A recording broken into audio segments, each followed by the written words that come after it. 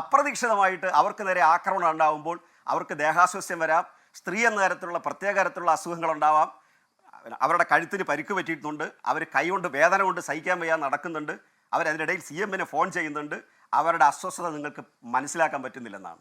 അവിടെ അവരുടെ കഴുത്തിൽ എത്ര പരിക്ക് പറ്റി, എത്ര ഗ്രാവിറ്റി ഉണ്ട്, എത്ര ഇഞ്ചുറി ഉണ്ടെന്നുള്ളതല്ല അവിടുത്തെ പ്രശ്നം. അവിടെ നടന്ന അറ്റാക്കാണ് ഒന്നാമത്തെ പ്രശ്നം. അങ്ങനെ അറ്റാക്ക് ചെയ്യാവോ? ഒരു സമരം എന്ന് പറഞ്ഞാൽ വ്യക്തിപരമായി അവരുടെ നേരെ ആക്രോശിച്ചല്ലാവോ? ഈ സമരം എല്ലാവരും ചെയ്യുന്നതല്ലേ?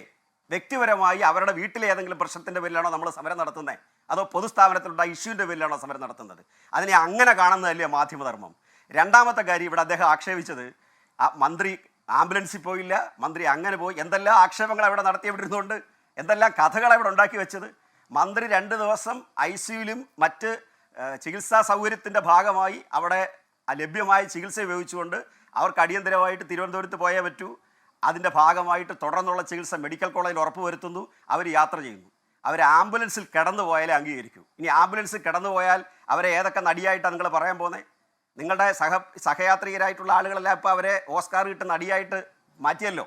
ഇപ്പോൾ കേരളത്തിൽ ഇനി ഇത്തരം ഏത് പരിക്കുകൾ പൊതുപ്രവർത്തകർക്കുണ്ടായാലും രാഷ്ട്രീയക്കാർക്കുണ്ടായാലും എന്തായാലും അത് അഭിനയത്തിൻ്റെ ഭാഗമാണല്ലോ. നാളെ ഉണ്ടായാലും മറ്റന്നാൾ ഉണ്ടായാലും നമുക്കിതൊക്കെ റെക്കോർഡ് ചെയ്ത് വെക്കണം. ഇനി എല്ലാം ഉണ്ടാവുന്നത് അഭിനയത്തിൻ്റെ ഭാഗമാണല്ലോ.